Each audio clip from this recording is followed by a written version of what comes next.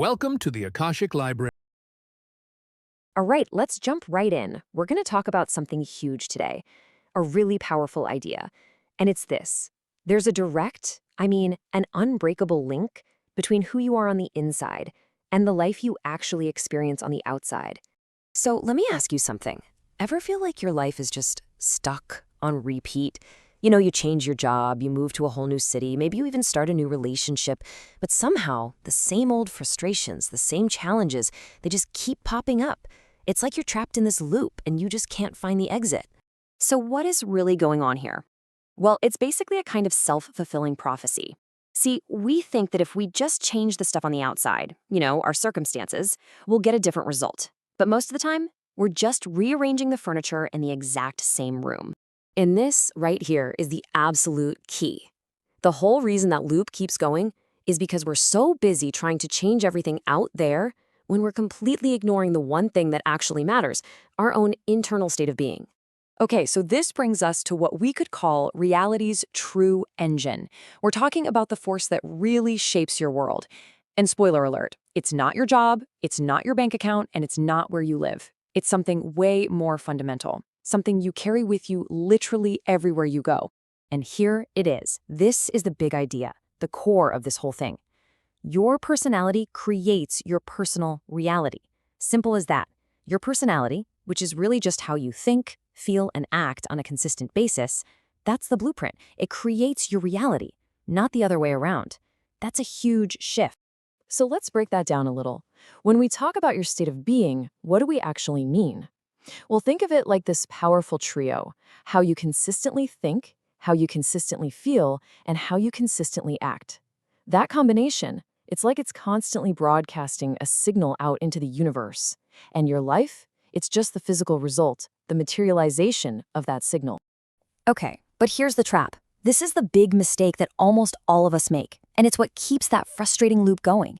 We let our current reality, the one we often don't even like, dictate how we think and feel on the inside.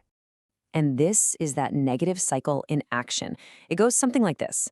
You look at your current reality, right? Maybe you check your bank account and you immediately feel a sense of lack. Then you start thinking thoughts about lack.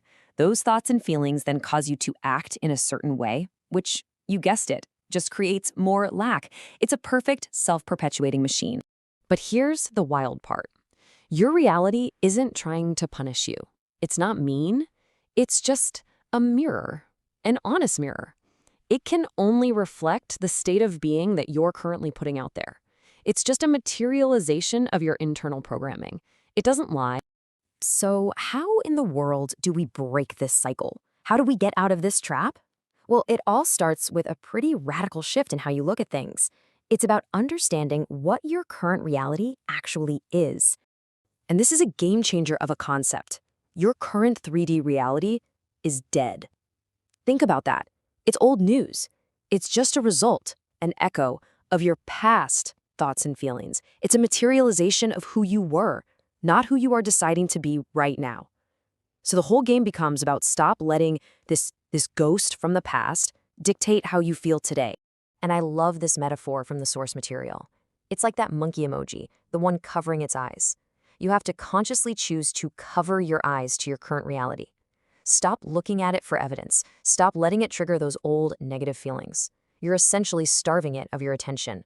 So, okay, what does this actually look like in practice? Here's the path to change. Step 1, you have to stop letting your circumstances dictate how you feel. Just stop reacting. Step 2, you decide consciously how you want to feel. Abundant, confident, joyful, you pick. And step 3, and this is the big one, you start to embody it. You start thinking the thoughts, feeling the feelings, and taking the actions of the person who already has what you want. And let's talk about that last part, embodying your new reality. This is absolutely the most critical piece of the puzzle. We're not just talking about positive thinking here. This isn't some mental trick. It's a full body, full mind transformation. It's about becoming.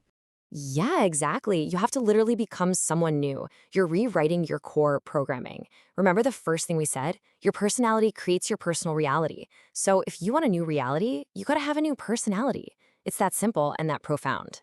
And you want to know what happens when you actually commit to this, when you hold that new state of being no matter what your old, dead reality is showing you? Well, the outside world, it has no choice but to start rearranging itself to match you. It's like a law of physics. It has to reflect your new signal. This really says it all, doesn't it? The moment you change, life changes. The change doesn't start out there. It starts right here, inside you. The very second you truly change your state of being, your life has to and will follow suit. So that leaves us with one last, really powerful question. It's not about what you want to get. It's about who you need to become. The power to change everything has been inside you this entire time. So, who will you decide to become today?